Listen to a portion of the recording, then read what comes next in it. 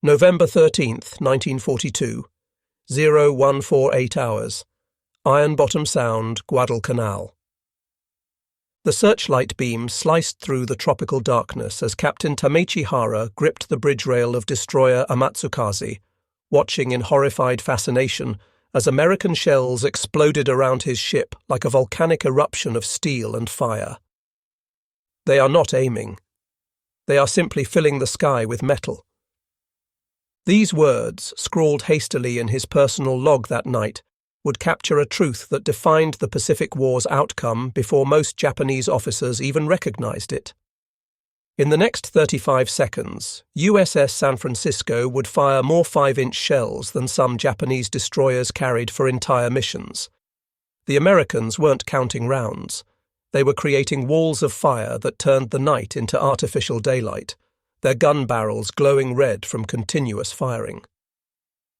2,700 miles away in Pearl Harbor, ammunition ships were already loading the next shipment, 15,000 tons of shells, enough to replace everything the American fleet would expend in this battle 50 times over.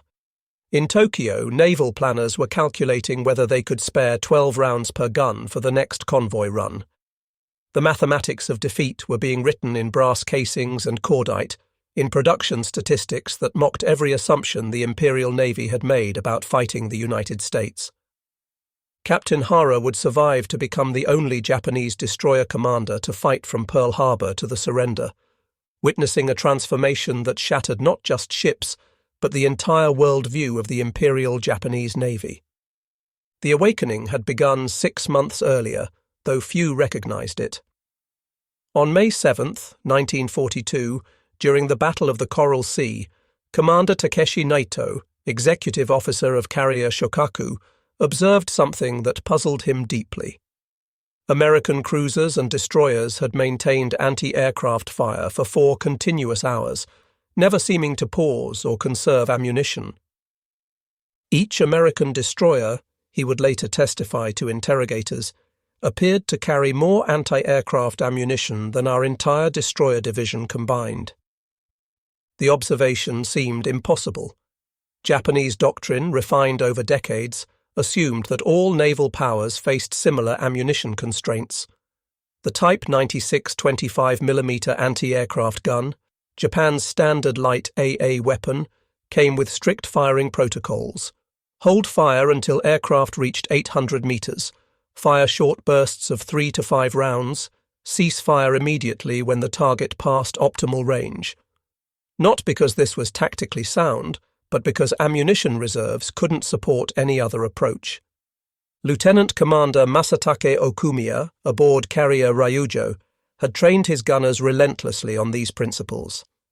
Each man knew that their ship's magazines held enough ammunition for exactly 12 minutes of sustained anti-aircraft fire. After that, they would be defenseless. The Americans, he observed with growing unease, seemed to fire continuously for hours. But the full implications wouldn't become clear until Guadalcanal, where the mathematics of industrial warfare would be written in blood and steel across the waters. The Americans would name Iron Bottom Sound, February 27, 1942. The Battle of the Java Sea should have been a Japanese triumph, and tactically it was. But Captain Hara, commanding destroyer Amatsukaze, witnessed something that disturbed him more than any enemy gunfire. The combined American, British, Dutch, Australian force under Rear Admiral Carroll Dorman fired 1,619 rounds of 8-inch shells during the battle, achieving only 5 hits, with 4 proving to be duds. The Japanese fired far less but scored critical hits.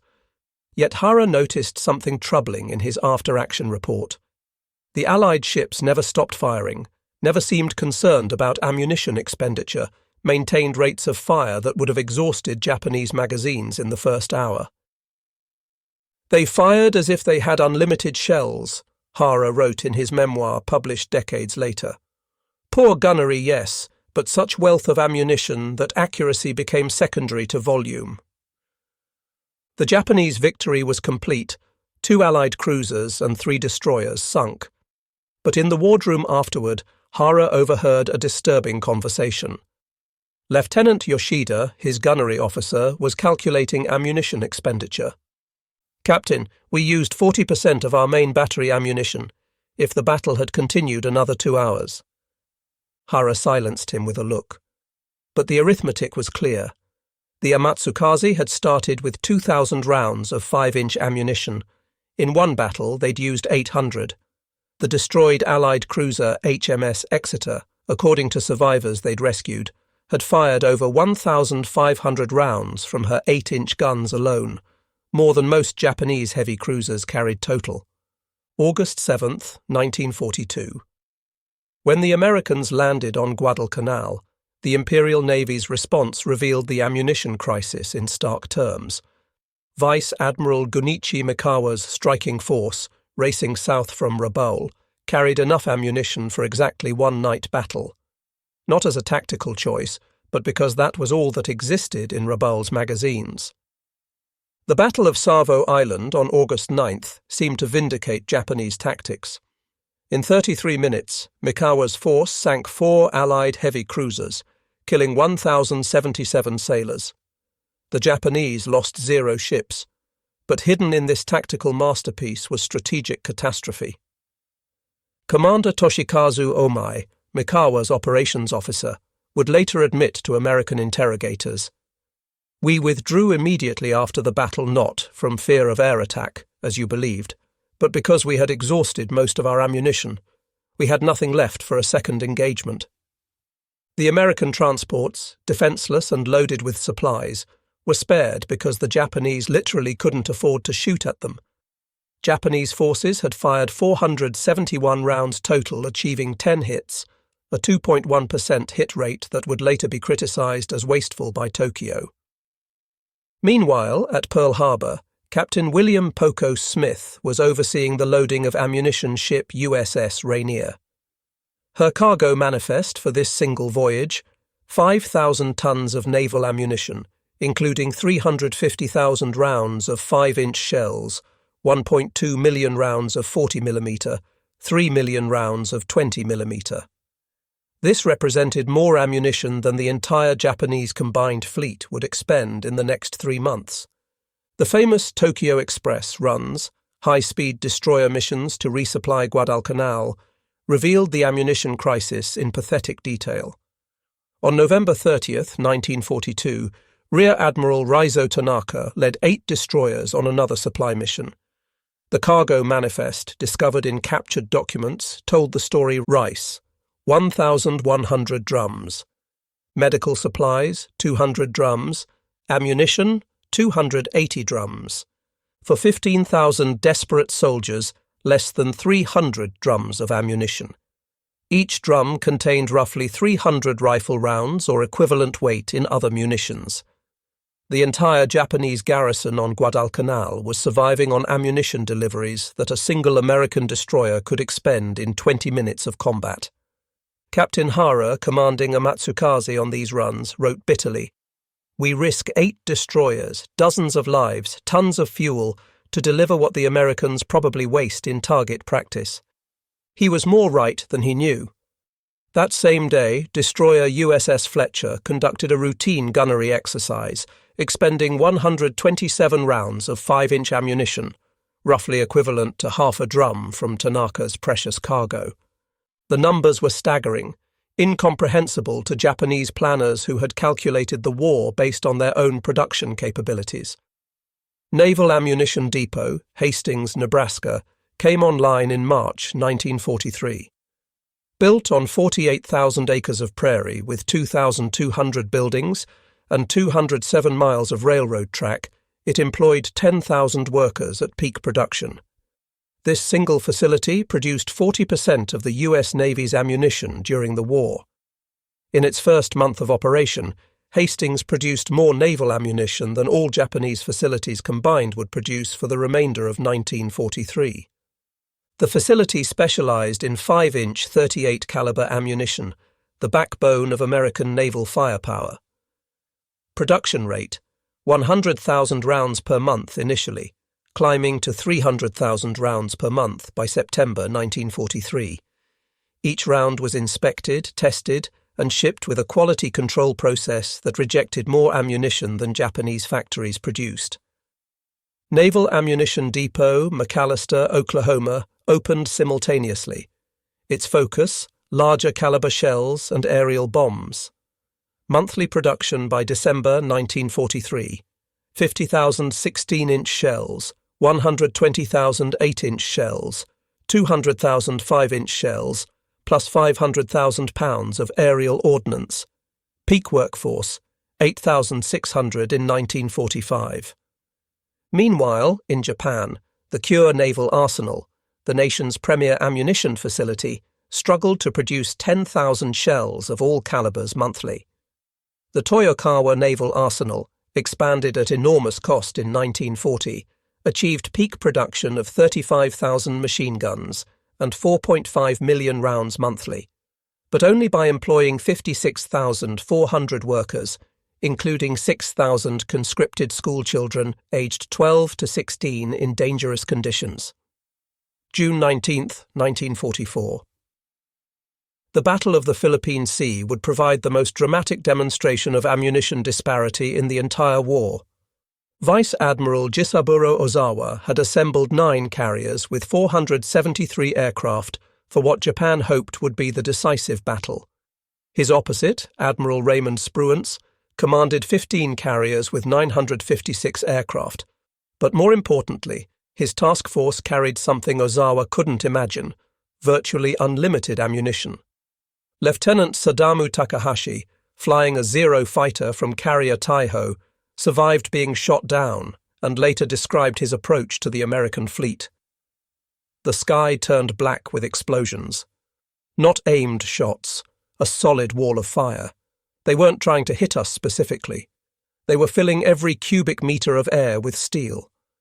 The Americans fired with mechanical precision, every 5-inch gun maintaining 15 rounds per minute, every 40mm mount pumping out 120 rounds per minute, the 20mm cannons spraying 450 rounds per minute. The destroyer USS Stockholm alone fired 12,000 rounds of 40mm and 20,000 rounds of 20mm ammunition in 6 hours of combat. Commander David McCampbell, the Navy's top ace, observed from his Hellcat fighter, "The Japs flew into a curtain of fire. Our ships weren't aiming at individual planes. They were creating zones of death that nothing could fly through." The mathematics were relentless. Japanese aircraft lost 476, including those lost when carriers sank.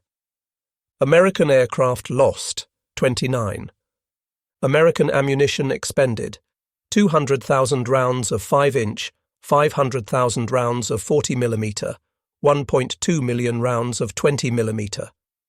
Japanese pilots rescued 59. Quotes from rescued pilots: "It was not battle, it was execution by machinery." October 25, 1944, 0658 hours, off Samar Island, Philippines. The David versus Goliath battle that would epitomize the ammunition war was about to begin. Admiral Takeo Kurita's center force, 4 battleships, 6 heavy cruisers, 2 light cruisers, 11 destroyers, had achieved complete tactical surprise against Taffy. 3. 6 escort carriers, 3 destroyers, 4 destroyer escorts. What happened next defied every expectation. Commander Ernest Evans, commanding destroyer USS Johnston, didn't hesitate. "All hands to general quarters. Prepare to attack major Japanese fleet units. All engines ahead flank. Left full rudder." In the next hour, Johnston would fire over 200 rounds from her 5 5-inch guns at heavy cruiser Kumano, scoring 40 hits that wrecked her superstructure. Johnston then engaged battleship Congo, firing 30 rounds while making smoke. Her gunners weren't aiming carefully. They were simply pouring fire at maximum rate. Meanwhile, on destroyer escort USS Samuel B. Roberts, Lieutenant Commander Robert Copeland made a fateful decision. "We're going in, boys. This will be a fight against overwhelming odds from which survival cannot be expected." What Copeland didn't say was that his ship carried only 325 rounds per gun, 1,625 rounds total. In the next 35 minutes, Roberts would fire over 600 rounds from just one gun mount, nearly 40% of her entire magazine, at rates that caused her gun barrels to glow white-hot. Gunner's Mate 3rd Class Paul H. Carr, gun captain of Mount 52, maintained firing even after the mount lost power. He and his crew manually loaded and fired 6 more rounds before a catastrophic explosion. Carr was found dying, still clutching the last 5-inch shell, trying to load it into the destroyed gun. On the Japanese side, battleship Yamato, the most powerful warship ever built, fired her main guns in anger for the first and only time against surface targets. While the exact number of rounds cannot be definitively confirmed, she fired dozens of her massive 18.1-inch shells. But her magazines contained armor-piercing shells designed for battleship combat. Against thin-skinned escort carriers, they passed through without exploding. Admiral Matome Ugaki, commanding Battleship Division 1, wrote in his diary that night, "The enemy destroyers charged through their own smoke, firing continuously. Such expenditure of ammunition for such small ships, it defies calculation." The battle statistics tell the story American ammunition expended, approximately 20,000 rounds of all calibers. Japanese ammunition expended, approximately 3,000 rounds of all calibers.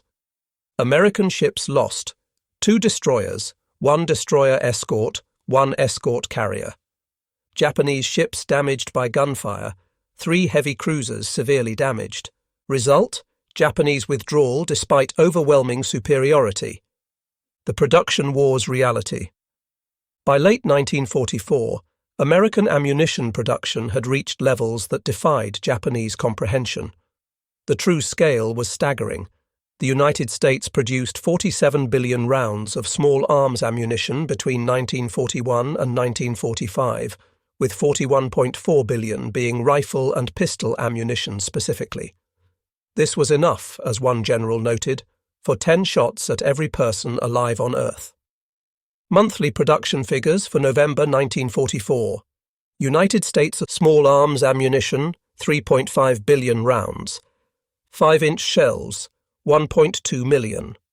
40mm rounds, 8 million. 20mm rounds, 20 million. 16-inch shells, 10,000. 14-inch shells, 15,000. 8-inch shells, 40,000. 6-inch shells, 60,000. Japan, all ammunition combined, approximately 15 million rounds for the entire war. The Crane Naval Ammunition Depot in Indiana alone covered 63,000 acres and employed 10,000 workers. Its storage capacity, 2,000 individual magazines holding 400,000 tons of ammunition. To put this in perspective, the entire Imperial Japanese Navy's ammunition reserves in December 1941 totaled approximately 200,000 tons. The human dimension was equally telling. At Hastings, workers lived in specially built dormitories, ate in cafeterias serving 15,000 meals daily, and enjoyed recreational facilities including bowling alleys and movie theatres. Their children attended schools built specifically for the facility. It was a self-contained city dedicated to producing instruments of destruction. At Toyokawa Naval Arsenal, 12-year-old Akiko Sato worked 12-hour shifts filling shell casings. In her post-war memoir, she wrote, "We were always hungry. They gave us 1 rice ball for lunch. We worked until we collapsed. Many of my schoolmates died in accidents. We produced maybe 100 shells daily in our section. The Americans probably fired that many in 1 second." The ammunition shortage created a vicious cycle that accelerated Japanese defeat. Training suffered catastrophically when every round had to be hoarded for combat. Lieutenant Commander Saburo Sakai, Japan's leading surviving ace, revealed the impact. New pilots in 1944 received 40 to 60 hours flight training. In 1941, we had 700 hours minimum. But worse was gunnery training. New pilots fired maybe 100 rounds in practice. Americans fired thousands. The contrast was stark. At Naval Air Station Pensacola, American pilots fired an average of 5,000 rounds during advanced fighter training. Practice ammunition was unlimited. Trainees who showed poor marksmanship simply fired more until they improved. American pilots maintained 400 to 525 hours of flight training throughout the war. Ensign Kiyoshi Ito, trained in late 1944, described his preparation. "I fired my guns exactly 3 times before combat. 10 rounds each time, 30 rounds total. My first combat mission, the American I faced probably fired 30 rounds in the first second. For anti-aircraft gunners, the situation was worse.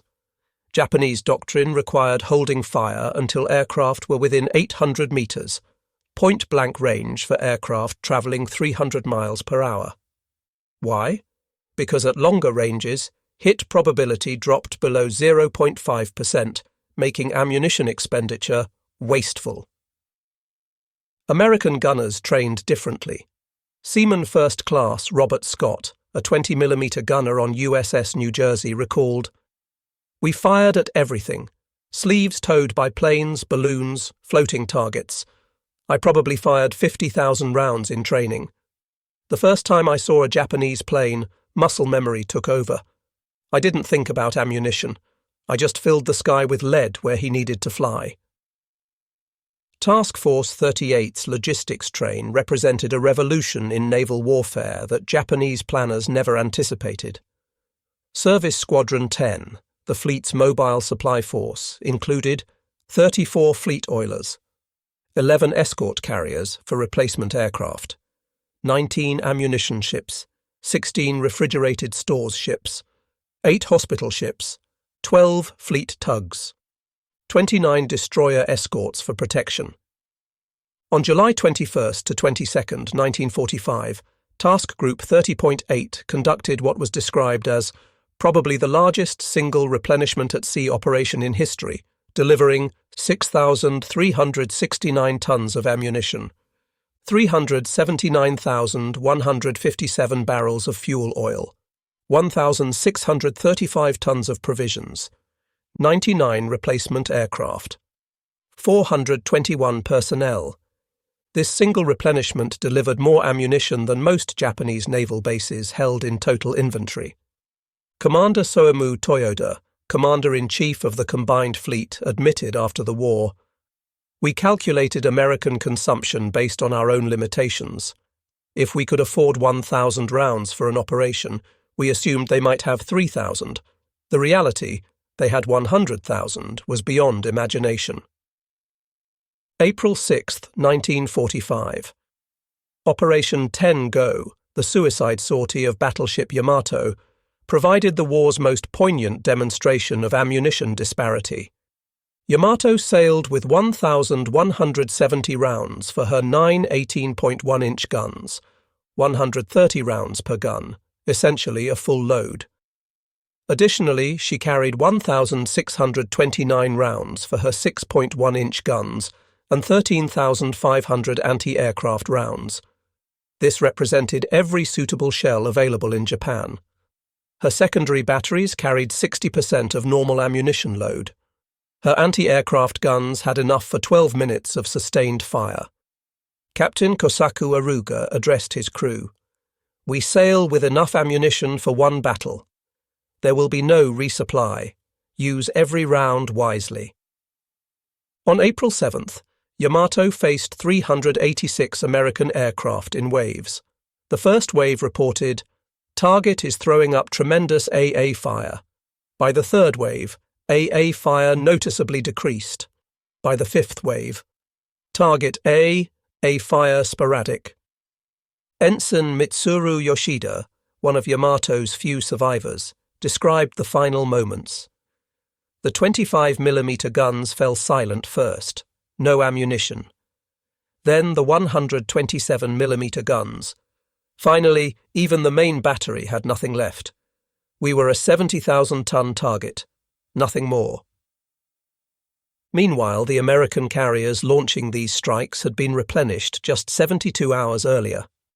USS Essex alone received 500 tons of ammunition, roughly 400,000 rounds of various calibers. Her air group would expend 200,000 rounds of .50 caliber ammunition attacking Yamato, knowing that tomorrow's replenishment would replace it all. The ammunition shortage created cascading effects throughout Japanese society.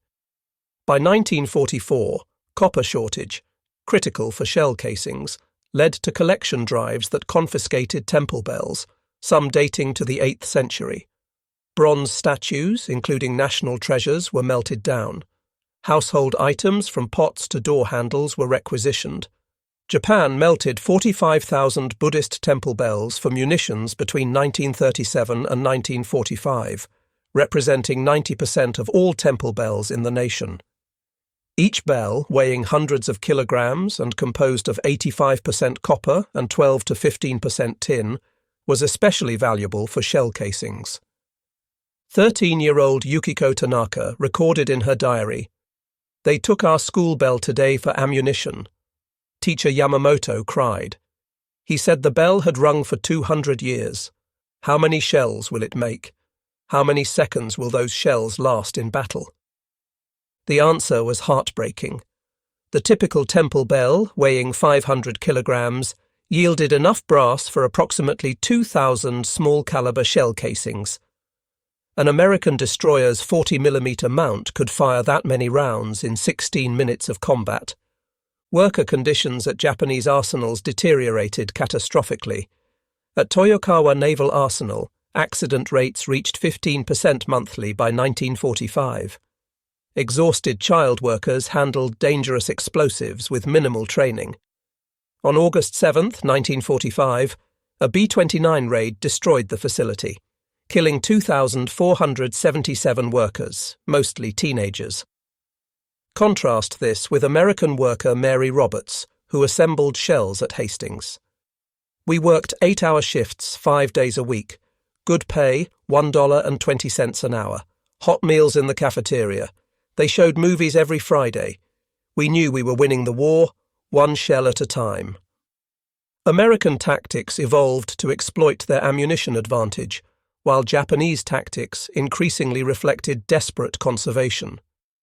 Admiral Willis Ching Lee, the Navy's premier surface warfare tactician, developed the concept of area saturation for night battles.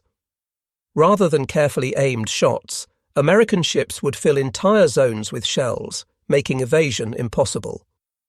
At the Battle of Surigao Strait, October 25, 1944, Lee's doctrine reached its apex. Admiral Jesse Oldendorf's battle line fired 285 16-inch shells, 310 14-inch shells, and thousands of 8-inch and 6-inch rounds in just 18 minutes.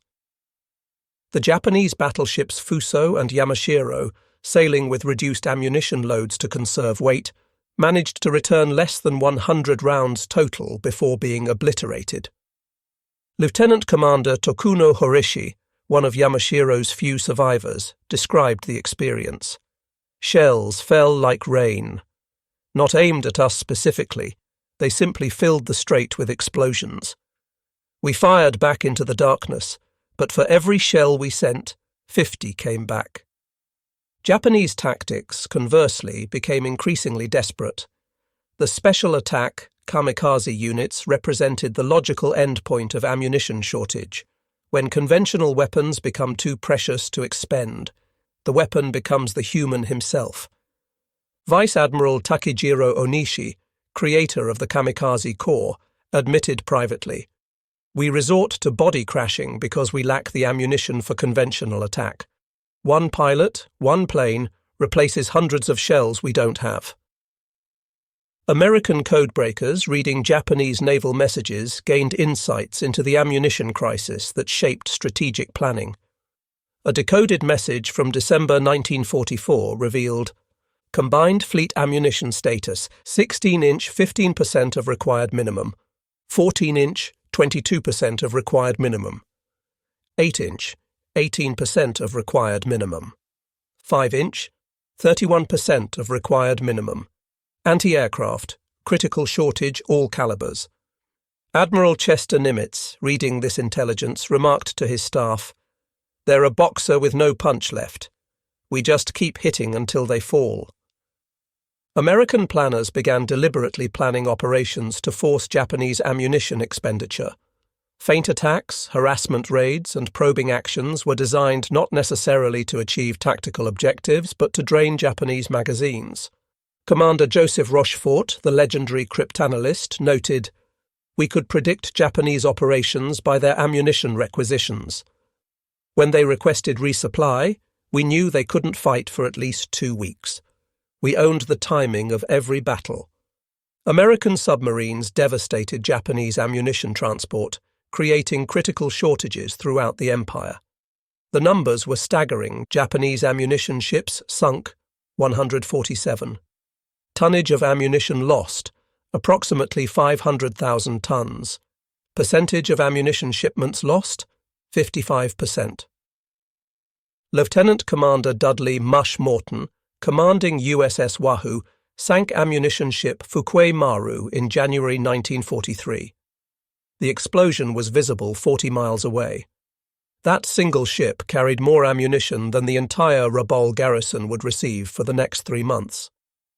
Japanese Captain Tatsuwaka Shimazaki, commanding an ammunition convoy, described the impossible situation. "We loaded at Kure with 10,000 tons of shells for Rabaul. 4 ships.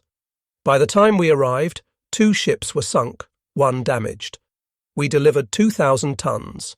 The submarines took the rest." The psychological impact on Japanese logistics officers was crushing. Commander Yoshiro Tanaka, responsible for ammunition distribution in the Philippines, committed suicide in October 1944 after failing to deliver critical supplies to Leyte. His final note, "I send empty ships to die. The Americans sink them full or empty. Our guns fall silent while theirs never stop." By war's end, the production statistics told the entire story. United States naval ammunition production, 1941 to 1945. Total rounds all types, 47 billion, 41.4 billion rifle-pistol ammunition. Total weight, 4.2 million tons. Peak monthly production, March 1945. 3.5 billion rounds. Number of production facilities, 47. Peak employment, 486,000 workers. Japanese naval ammunition production, 1941 to 1945. Total rounds all calibers, approximately 15 million, estimated. Total weight, approximately 200,000 tons. Peak monthly production, November 1942, 400,000 rounds. Number of production facilities, 11. Peak employment, 95,000 workers, including conscripted children. The disparity exceeded 3,100 to 1 in small arms ammunition quantity alone, but quality differences made the gap even larger. American proximity fuses, introduced in 1943, increased anti-aircraft lethality by 300 to 600%. Japanese fuses, degraded by material shortages, suffered a 30% failure rate by 1945. The ammunition disparity created a psychological transformation in both navies that shaped the Pacific War's final year. For American sailors, unlimited ammunition bred absolute confidence. Seaman James Bradley, serving on destroyer USS Laffey, recalled, "We never worried about running out." The supply ships came every few days, mountains of shells. We joked that we could shoot at seagulls for target practice and nobody would care. This confidence translated into aggressive tactics. American destroyers charged battleships. Destroyer escorts attacked heavy cruisers. PT boats engaged destroyers. The David versus Goliath encounters that defined the Pacific War's surface actions were possible because David had unlimited stones. For Japanese sailors, the transformation was inverse. Lieutenant Kazuhiko Ono, gunnery officer on destroyer Isokaze, described the mental burden. "Every shell fired required justification. We counted rounds like a miser counts coins. In battle, part of your mind always calculated, can I afford this shot? That hesitation was fatal. The most profound psychological impact came from witnessing American profligacy. Commander Tameichi Fukuda, captured after his destroyer sank at Leyte, was transferred to Pearl Harbor aboard USS New Jersey. He watched a gunnery exercise where the battleship fired 400 rounds in training. "I wept," he admitted later. "Not from shame of capture, but from understanding. We never had a chance. They fired more shells in practice than we carried into battle. How do you fight such wealth?" The ammunition war reflected deeper economic truths. America's gross national product in 1944 reached $210 billion, more than 10 times Japan's $20 billion. But raw figures understate the disparity in ammunition production capability. American ammunition production consumed: copper, 450,000 tons annually; lead, 380,000 tons annually; steel, 2.8 million tons annually; explosives, 3.2 million tons annually. Japan's entire national consumption of these materials, for all purposes, military and civilian, never exceeded: copper, 80,000 tons annually; lead, 25,000 tons annually; steel, 4 million tons annually, mostly for shipbuilding; explosives, 200,000 tons annually. The United States produced more copper for shell casings than Japan produced for all electrical, industrial, and military needs combined. American lead production for bullets exceeded Japanese total lead availability by a factor of 15. Beyond quantity lay qualitative superiority that multiplied American advantages. The proximity fuse, developed by Johns Hopkins Applied Physics Laboratory, revolutionized anti-aircraft warfare. Instead of requiring direct hits, shells exploded when radar detected they were near aircraft. The development program cost $1 billion, 1940s dollars, 5% of Japan's entire 1944 GNP. This made it the third most expensive program of the war after the Manhattan Project, $2 billion, and B-29 development, $3 billion. Production required precision manufacturing beyond Japanese capabilities. Each fuse contained miniaturized vacuum tubes that could withstand 20,000 times gravity acceleration when fired. By war's end, America had produced 22 million proximity fuses. The proximity fuse first saw combat on January 5, 1943, when USS Helena shot down a Japanese dive bomber with her second salvo.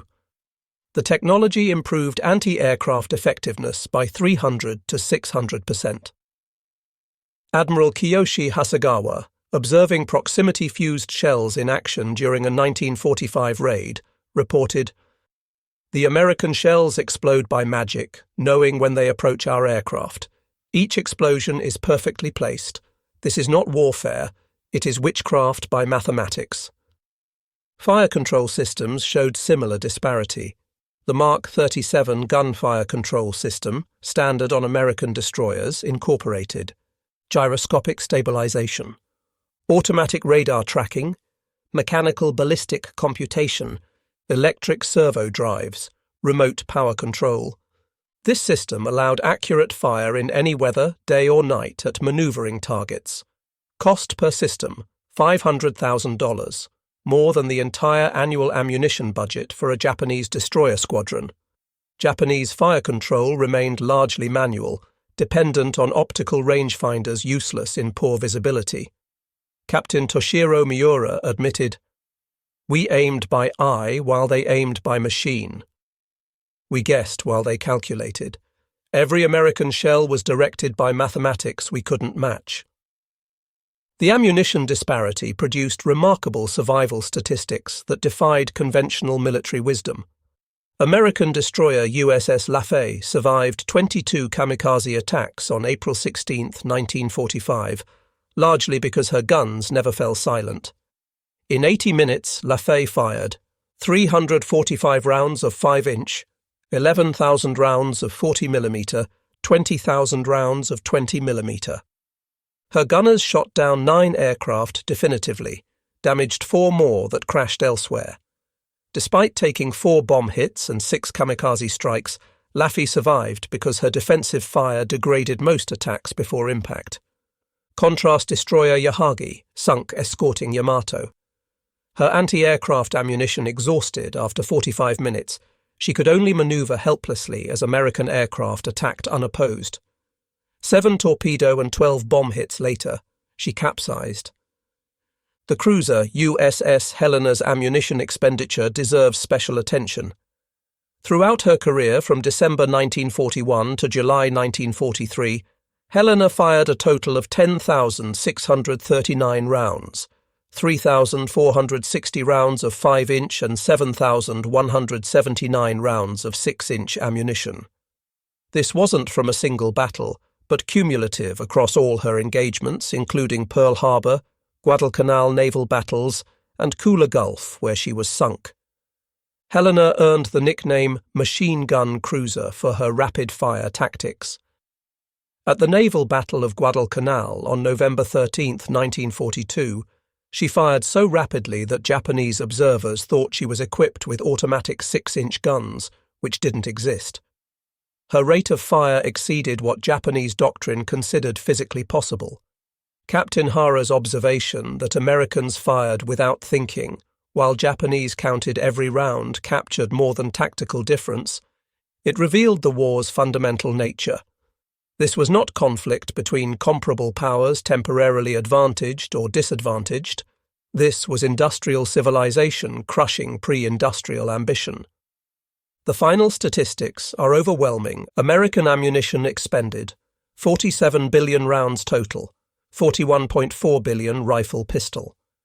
Japanese ammunition expended, approximately 15 million rounds, all types estimated. Ratio, 3,100 to 1. But even these numbers understate reality. American forces expended ammunition in training, test firing, and harassment missions. Japanese forces hoarded rounds until the moment of destruction. Americans fired to suppress, to intimidate, to dominate. Japanese fired only when certain of effect. When Emperor Hirohito announced Japan's surrender on August 15, 1945, he spoke of a new and most cruel bomb. But privately, military leaders knew the atomic bomb merely abbreviated a defeat already certain. Admiral Soemu Toyoda, the Navy's final commander, admitted, "We could build ships without steel, we could fly planes without fuel, but we could not fight without ammunition." The Americans had infinite amounts. We had whatever we could salvage from our grandfathers' temples. In the ruins of Kure Naval Arsenal, workers found a final production report dated August 14, 1945. Daily production, 73 shells, various calibers. Worker strength, 423, including 200 middle school students. Status, critical shortage all materials. That same day, Hastings Naval Ammunition Depot reported daily production, 45,000 shells, various calibers. Worker strength, 5,800. Status, exceeding quota. Recommendation, reduce production due to anticipated war termination. The Pacific War's ammunition disparity teaches a lesson that transcends military history. Wars between industrial powers are not decided by courage, skill, or determination, though these matter, but by the capacity to transform raw materials into delivered destruction. Captain Hara survived to write his memoirs, unique among Japanese destroyer captains. His final assessment was stark. "We brought swords to a machine gun fight, then wondered why we lost. The Americans didn't defeat our Navy, their factories did. Every shell they fired announced industrial supremacy we couldn't imagine, much less match." The brass casings littering the Pacific's floor tell this story, each one stamped with American ordnance marks, each one representing industrial capacity that transformed warfare from art to arithmetic. The Americans could afford to fire without thinking, because thinking was unnecessary when supply was infinite. Japan counted every round because each one was precious, irreplaceable, a fragment of national treasure transformed into instrument of war. But wars are not won by counting. They are won by those who can afford not to count, who can fill the sky with steel and the sea with fire, who can transform industrial might into delivered destruction without hesitation or limit. Behind every statistic lay human tragedy. Ensign Takeo Matsui, commanding a 25mm mount on carrier Zuikaku, received 10 rounds for his weapon during the Battle of Cape Engano, the carrier's last fight. He held fire as American planes attacked repeatedly, waiting for the perfect shot that never came. Zuikaku sank with his unfired rounds. His mother received his final letter. "I have 10 chances to protect our ship. I will make each one count." She never learned he died without firing a shot, paralyzed by the terrible arithmetic of scarcity. Meanwhile, Seaman Robert Dixon, 20mm gunner on USS Essex, fired 15,000 rounds during the same battle. In a letter home, he wrote, "Mum, you wouldn't believe how many bullets we shoot. It's like a fireworks show that never ends. Don't worry about me. We've got so much ammunition, nothing can get through." Both young men served their nations with equal courage, but one counted rounds while the other counted victories. The difference was not character, but industrial capacity, not bravery, but brass casings, not determination, but the ability to transform national wealth into naval firepower. Today, 80 years after Japan's surrender, the ammunition disparities lessons resonate. Military professionals study Captain Hara's observation not as historical curiosity, but as eternal truth. Wars between industrial powers are decided in factories before they're fought in fields. The Pacific War proved that industrial capacity, once mobilized, generates military power that no amount of tactical brilliance can overcome. American shells fell like rain because American factories produced like storms. Japanese shells were precious because Japanese factories produced like artisans. In the end, Captain Tameichi Hara's words stand as epitaph for an empire that challenged industrial mathematics with spiritual determination. The Americans used shells without thinking while we counted every round. In that difference lay not just tactical disadvantage, but strategic impossibility, not just military defeat, but civilizational reckoning with the arithmetic of modern war. The shells have long since stopped falling, the guns long since fallen silent. But in naval archives from Pearl Harbor to Yokosuka, in memoirs from Washington to Tokyo, the truth remains. The Pacific War was decided not by the courage of those who fired the shells, but by the capacity of those who made them. The Americans could afford to fire without thinking. The Japanese could only afford to think without firing. Between those two realities lay the abyss that swallowed an empire's ambitions and transformed the world's understanding of industrial warfare. The final testament comes not from admirals or historians, but from the numbers themselves, 47 billion to 15 million. In that ratio lies the Pacific War's true story, not of battles won or lost, but of an industrial colossus that could produce more ammunition than the world had ever seen, facing a nation that melted its temple bells to make a few more shells. The Americans fired without thinking because they could afford to. The Japanese counted every round because they had to. And in that difference, the war's outcome was written before the first shot was fired.